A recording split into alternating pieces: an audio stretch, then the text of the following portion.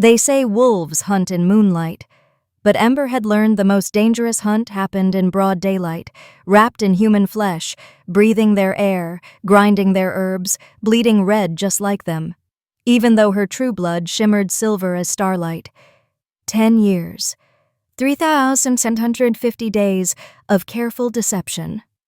Each dawn she stood before the tarnished copper mirror in her cottage at Thornhaven's edge, pressing her trembling fingers against the cool metal, while whispering the ancient words that chained her wolf beneath this fragile human skin. The suppression grew harder each passing moon, like drowning slowly, while her lungs burned for air that would condemn her. She had been 17 when she'd stumbled into Thornhaven's gates, half dead from cold and grief. Just another border refugee seeking shelter, willing to trade healing knowledge for safety. No one questioned a girl with dirt under her nails and hollows beneath her eyes. No one suspected that beneath her sun-weathered skin prowled something ancient, something that belonged to the time before humans learned to forge silver chains and speak hunters' prayers. Now at 27, or whatever age meant to someone like her, Ember stood in the pre-dawn stillness of her apothecary, grinding moonsbane root with the rhythmic precision that had become her meditation. The townsfolk called her Ash, a name as colorless and forgettable as smoke. A cruel irony that made her bite her tongue until copper flooded her mouth, human red and ordinary. Ash because she'd survived when her pack hadn't. Ash because she tended their fevers, while her own spirit grew cold. If only they knew she was the very creature their guild hunters stalked through winter forests, the last of the Silver Moon bloodline, shifters whose fur glowed like captured moonlight, and whose healing magic once mended broken bones and shattered hearts. The apothecary door rattled against winter wind. Ember's pestle stilled. "The Alpha King arrives today," Old Marin announced, stamping snow from her boots. "Came through the North Pass at dawn, 3 days ahead of schedule. The whole town's in chaos." Ember's wolf stirred beneath her skin, a restless scratch against ribs that suddenly felt too tight. King Rhys Nightshade, the Alpha who had claimed the throne 5 years ago when his father collapsed during a blood moon, dead before dawn, the same Alpha whose senses could supposedly detect a shifter's heartbeat from across a crowded room, whose golden eyes stripped away every lie and pretense. She had avoided him for 5 years, staying tucked in her cottage during royal visits, disappearing into the forest whenever his hunting parties rode through. But sometimes in the deep of night she felt him, a pull like gravity, like recognition, like every instinct she'd buried clawing its way toward the surface. "Ash? Girl, are you listening?" Marin's weathered hand waved before her face. "I need more feverfew. Half the garrison's down with winter flux." Ember forced herself to move, to measure herbs with steady hands. But the moonsbane powder on her fingers seemed to mock her, pale gray instead of pure white, its potency fading. The suppressant that had sustained her disguise was losing its power. Soon, she would need something stronger, or nothing would hold. As she worked, memories surfaced like drowning ghosts, her mother's silver fur matted with blood as hunters dragged her away, her father's howl cutting short, replaced by terrible silence. The night Ember learned to compress her infinite wolf self into finite human flesh, to swallow her moonlight until only shadow remained. The weight of being the last, the only, the survivor who lived by becoming everything her people were not. By the time afternoon sun slanted through the apothecary windows, turning dust motes to gold, the town square buzzed with preparation. Ember had just finished bottling tinctures when she felt it, a shift in the air, like the moment before lightning strikes. Footsteps approached her door. Not the hurried shuffle of anxious townsfolk or the measured tread of merchants, but something else, deliberate, predatory. The door opened.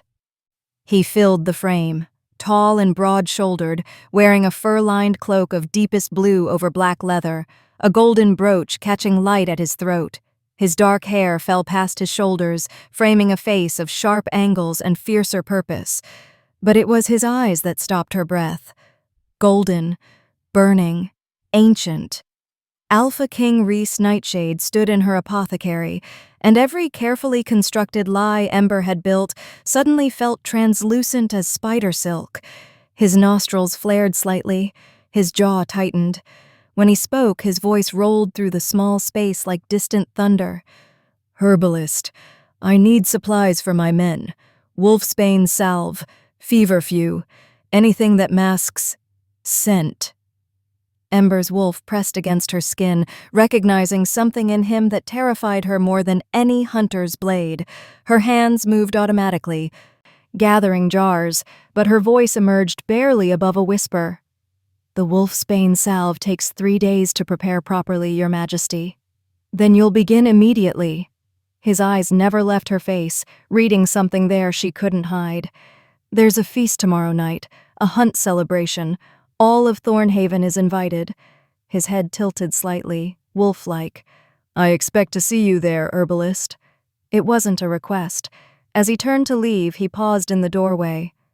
"What's your name?" "Ash," she whispered. "Ash."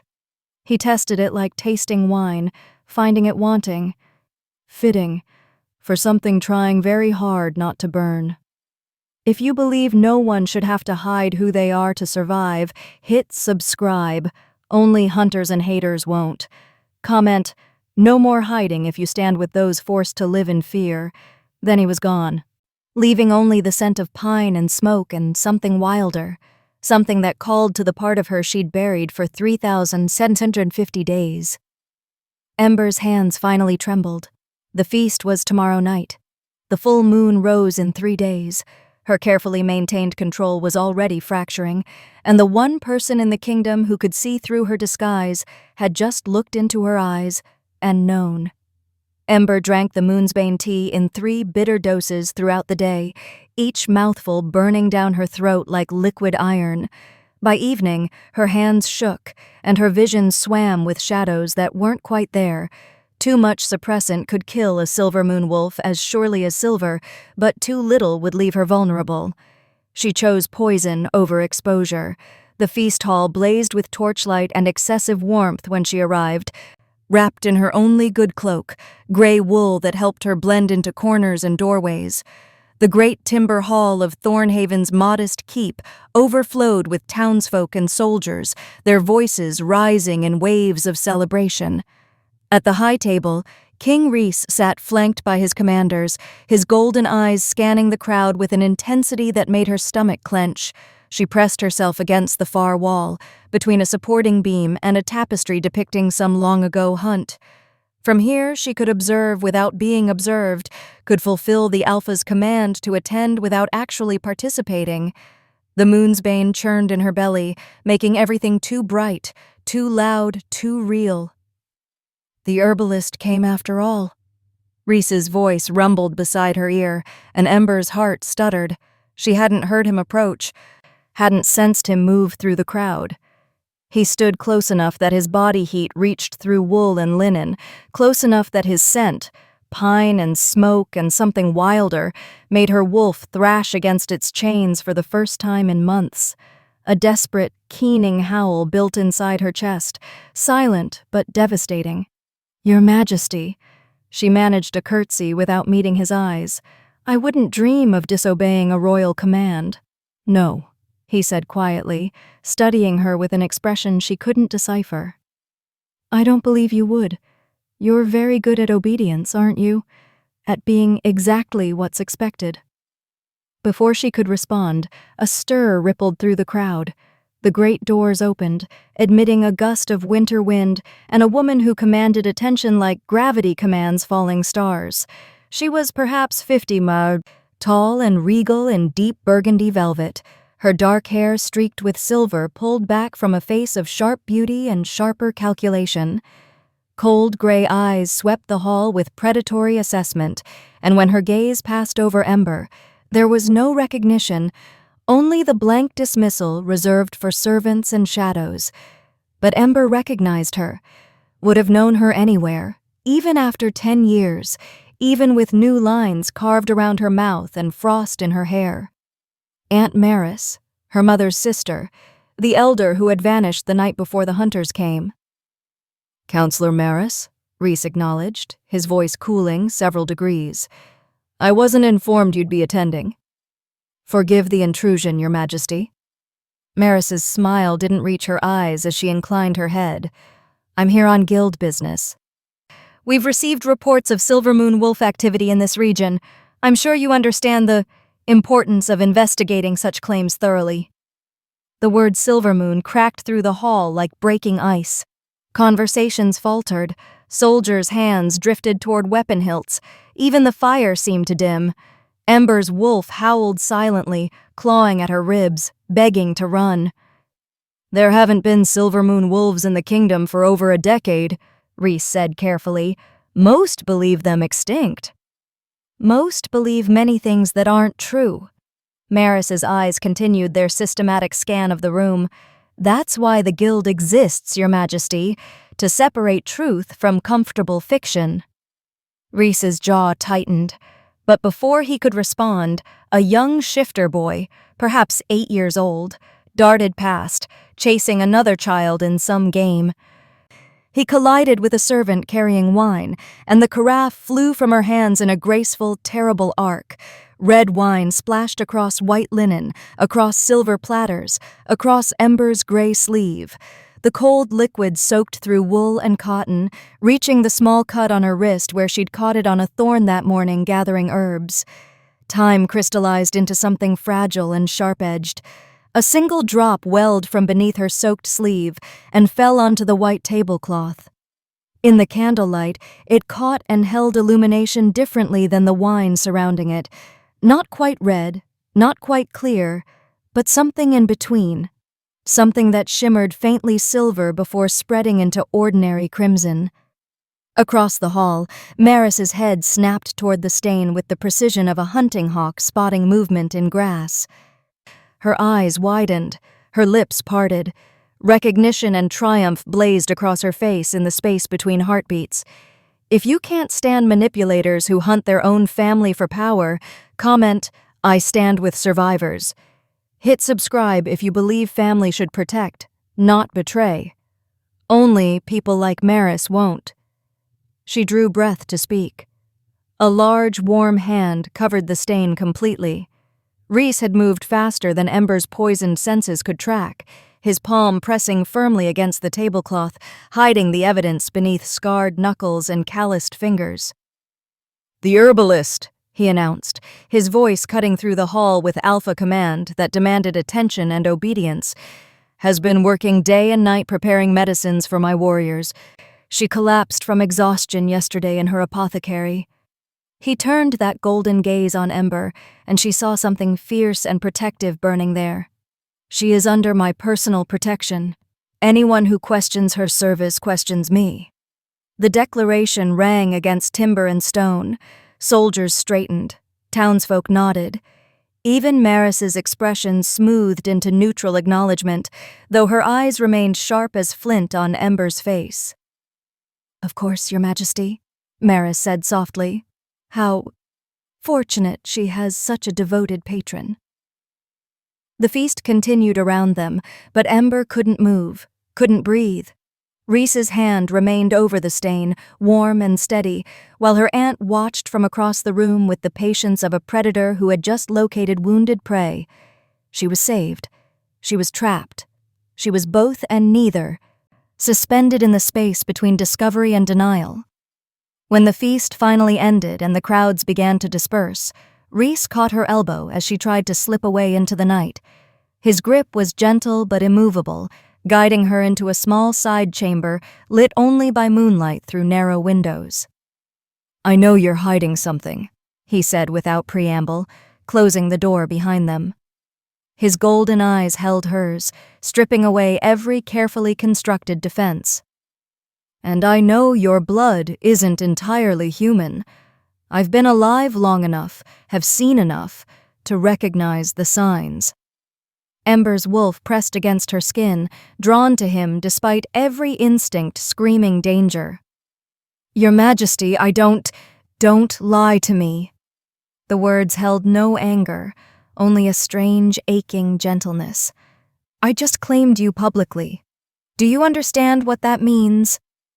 If you're discovered now, my credibility, my ability to protect my people, all of it becomes compromised." He stepped closer, and she could see the conflict warring in his expression. "You have until tomorrow night to tell me the truth. All of it. Or I'll have no choice but to investigate formally, and we both know what that investigation will find." He left her alone in the moonlit chamber, his footsteps fading down the corridor. Through the window, Ember could see the moon climbing toward fullness, 2 nights away from the transformation she could no longer fully suppress.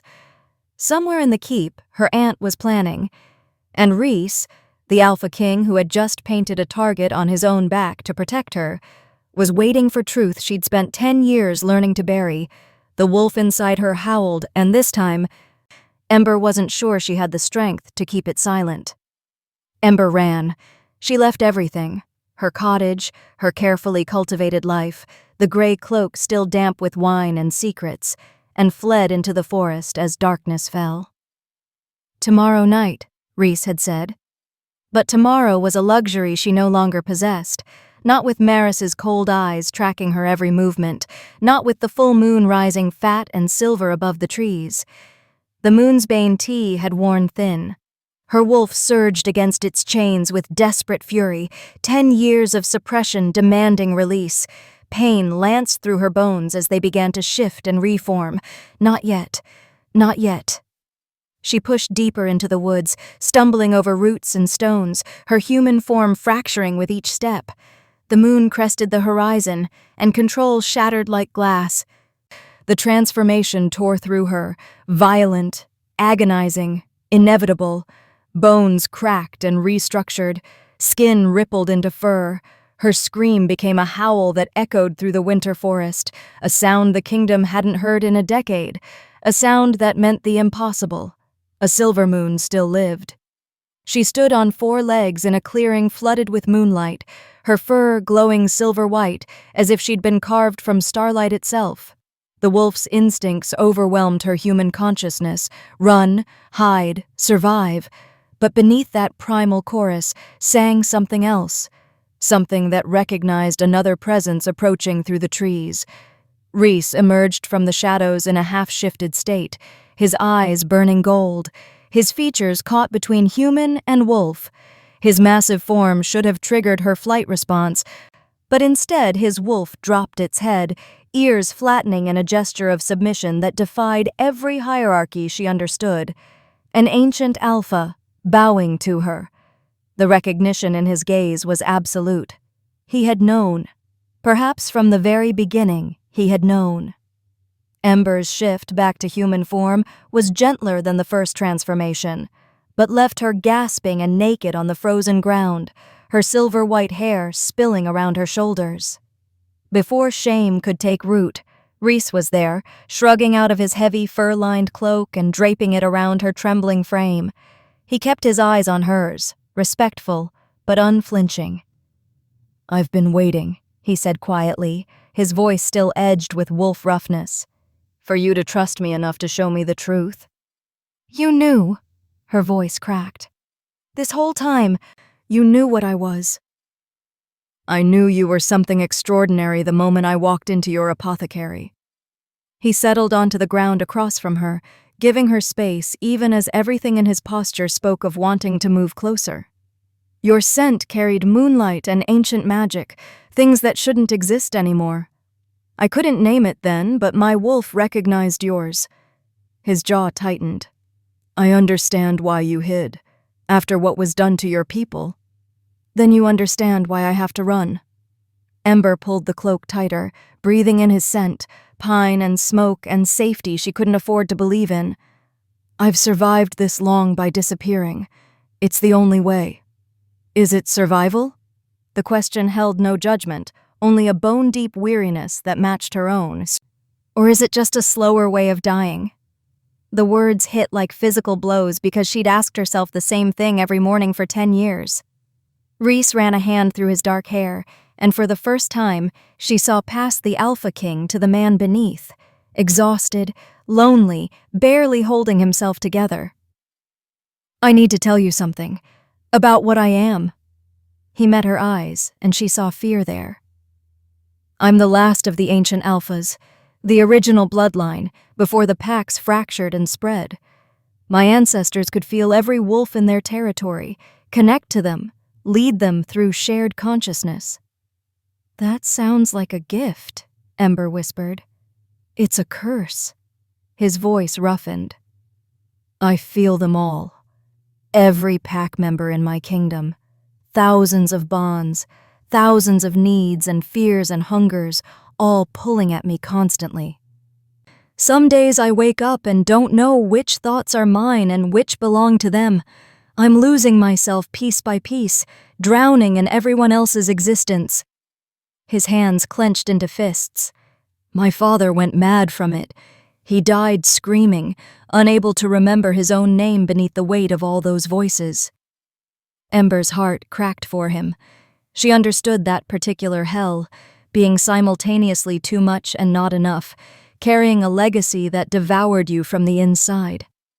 The moon's bane was killing me, she heard herself confess, slowly poisoning everything I am. Each dose made me less sharp, less alive, less myself, but at least I was still breathing. At least the people who loved me, who died for me, their sacrifice meant something. Her voice broke. My mother pushed me into the river the night the hunters came. She told me to run and never stop running. I heard her die while I was drowning, heard the silver chains and the prayers and the screaming. I'm the last, because everyone else is dead. My aunt survived, she continued, the words tumbling out like poison finally purged.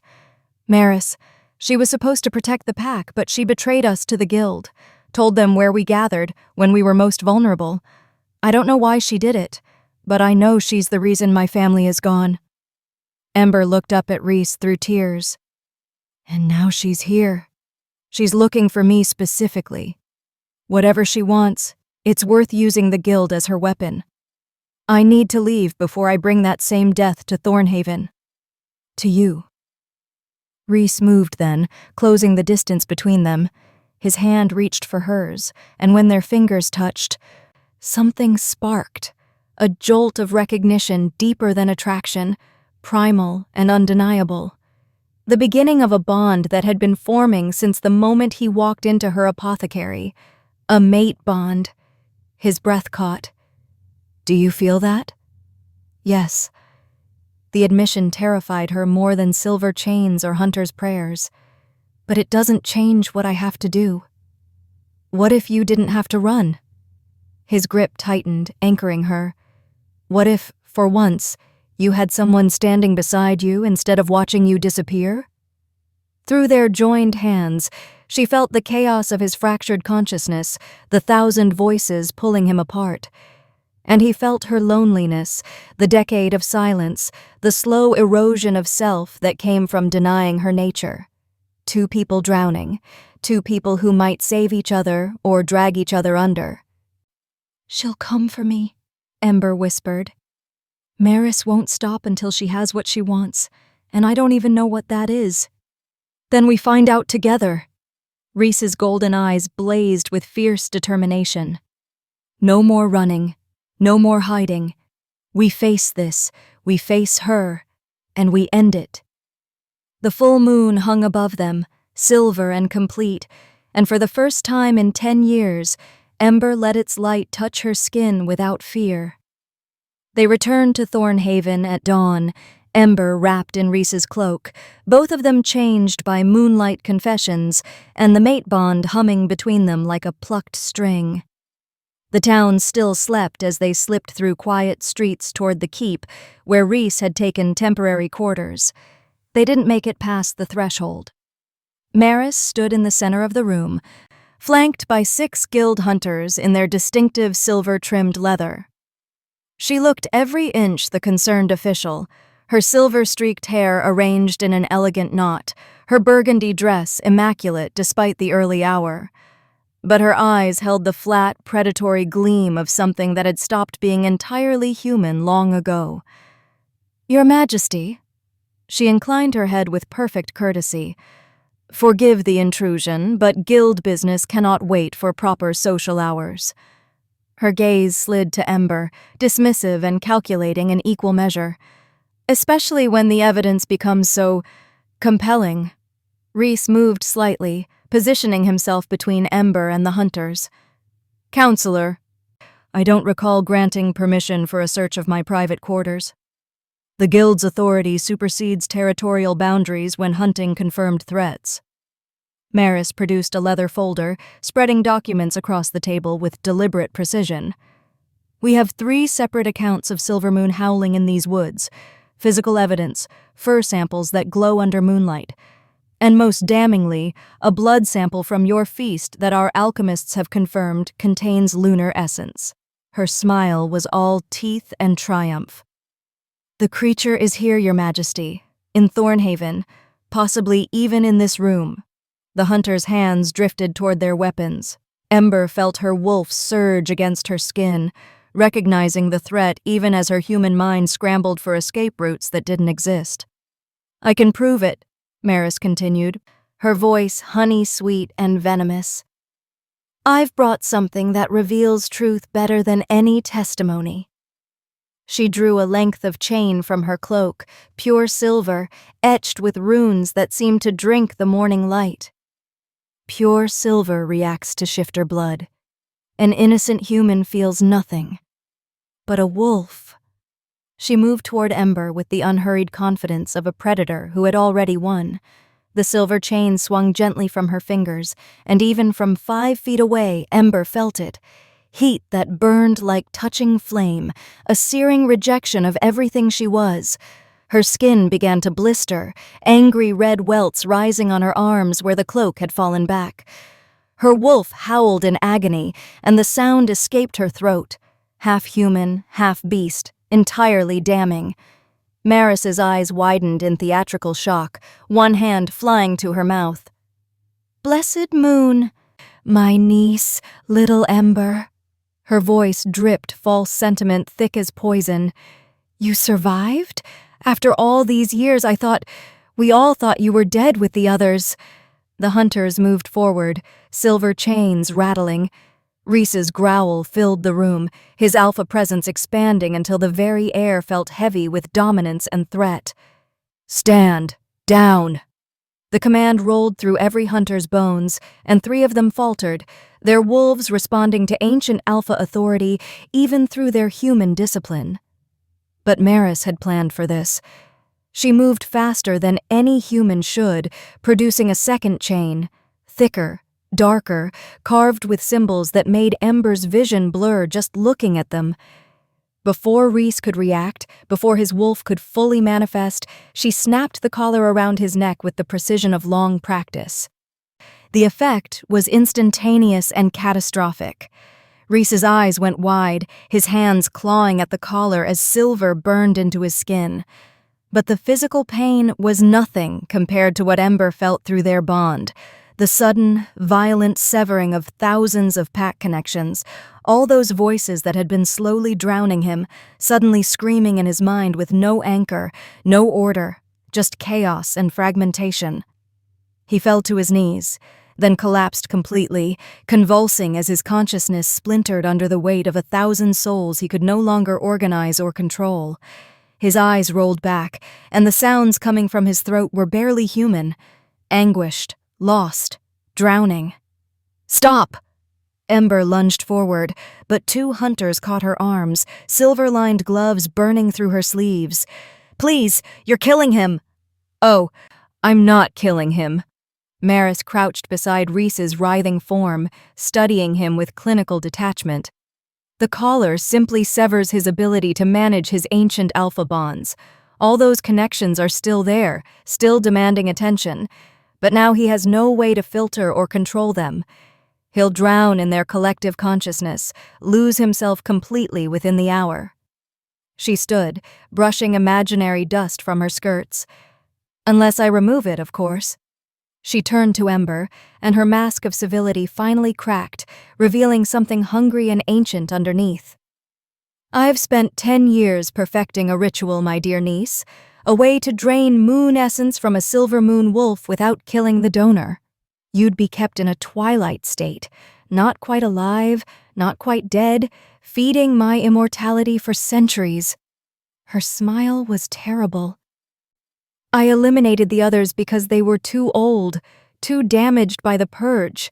Their essence was tainted with trauma and death. But you've been hiding, surviving, keeping your power pure and untouched. The guild thinks they're hunting monsters, she continued, gesturing to the hunters who watched with growing unease. They have no idea I've been using them to clear obstacles, to eliminate competition. They believe they serve justice. Isn't that beautiful?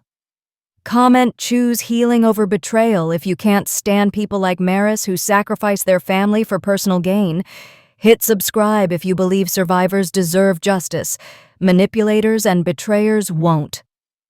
Ember looked at Rhys, watching him shake apart, feeling through their bond, the chaos eating him alive. Then she looked at her aunt, at the woman who had betrayed their entire bloodline for stolen immortality.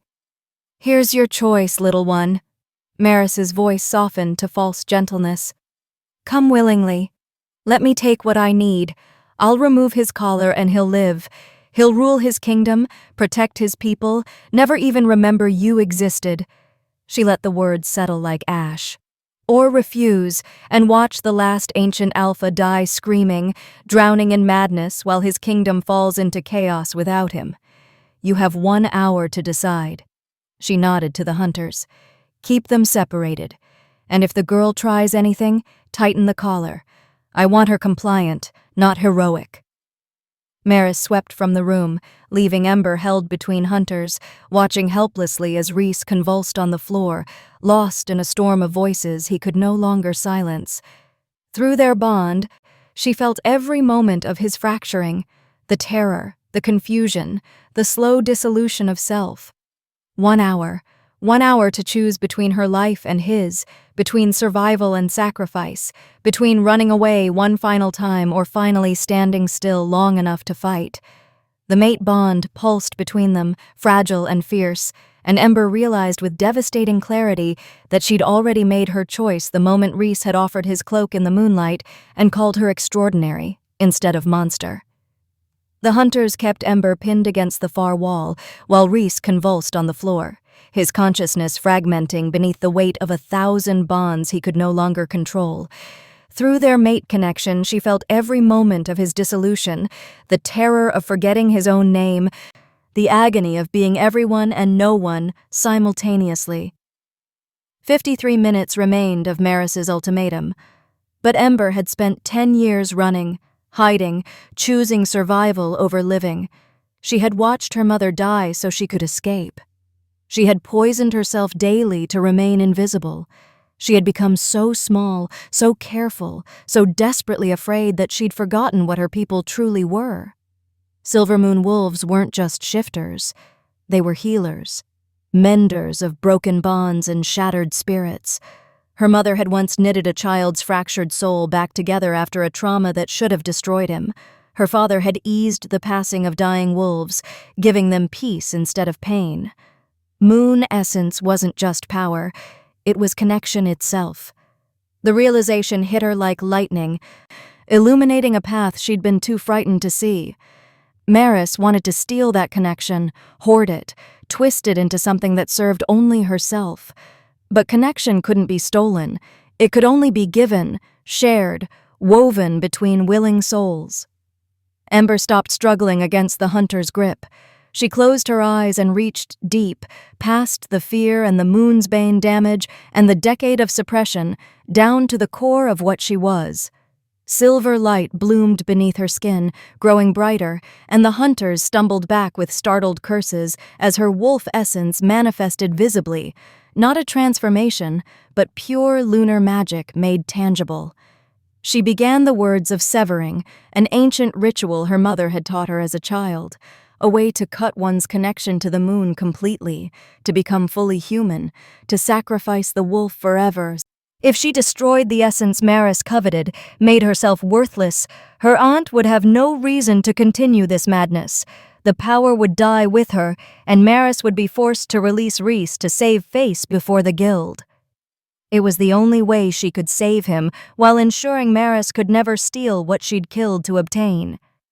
Silver light poured from Ember's hands as she spoke the ritual words, each syllable carving away a piece of her connection to moonlight and magic. Pain blazed through her, the agony of voluntarily amputating half her soul. Her wolf howled in protest, but she pushed forward, determined to finish what she'd started. Through their bond, Rhys felt it. Felt her dying by degrees, erasing herself to save him. The pain of losing her cut sharper than silver poison, deeper than fragmenting consciousness. It became an anchor in the chaos drowning him, one clear, terrible truth. His mate was sacrificing everything, and he was powerless to stop her. No. The word formed in the wreckage of his mind. He used her pain as a lifeline, dragging himself hand over hand back toward consciousness through the screaming chaos of 1,000 voices. His hands, already blistering from silver burns, closed around the collar at his throat. The metal seared into his palms, burning down to bone. But he pulled. Ripped. Tore the cursed thing away with strength born of desperation and mate bond fury. The collar clattered across the floor, and Rhys lunged toward Ember on hands and knees, his vision still fracturing, his mind still splintering, but his purpose diamond clear. Their hands met.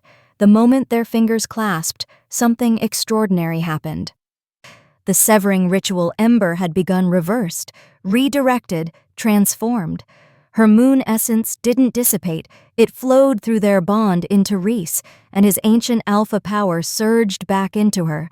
Two magics that should have destroyed each other instead fused, creating something entirely new.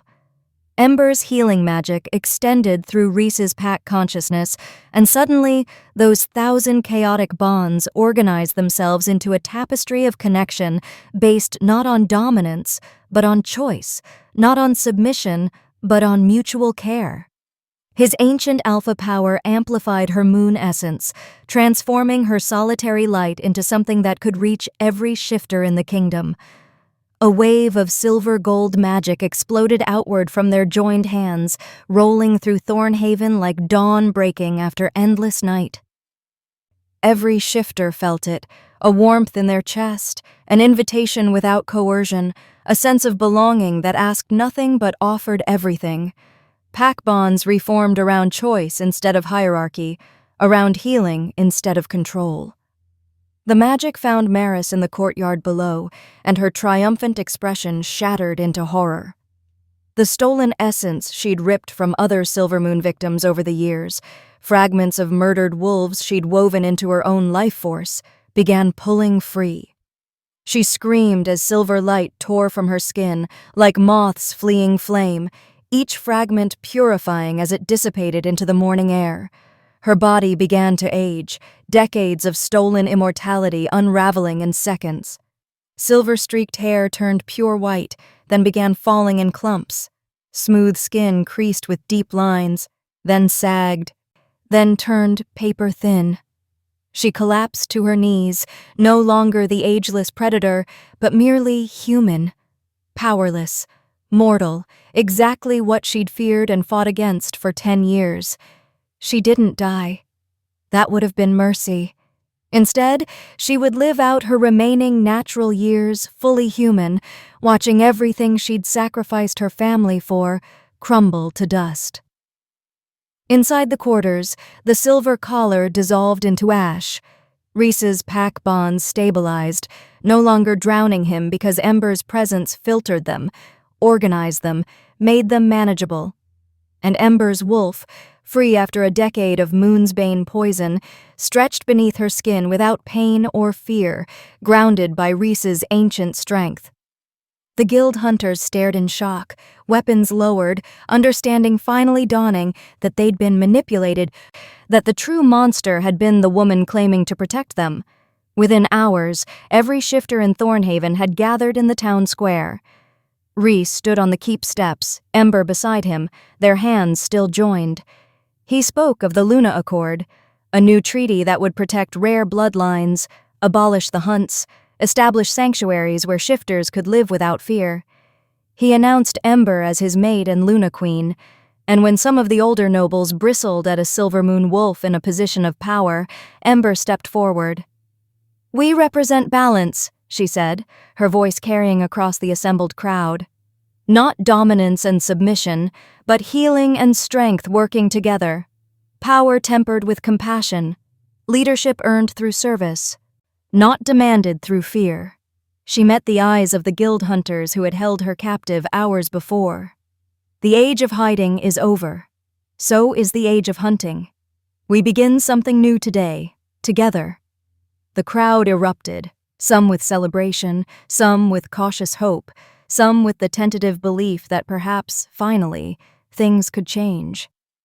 6 months later, Thornhaven had transformed into the first Luna Sanctuary, a place where shifters of all bloodlines came to heal from persecution's trauma. Ember's apothecary had become a teaching center where she trained others in healing arts, not just herbs and medicines, but how to mend broken pack bonds and fractured spirits.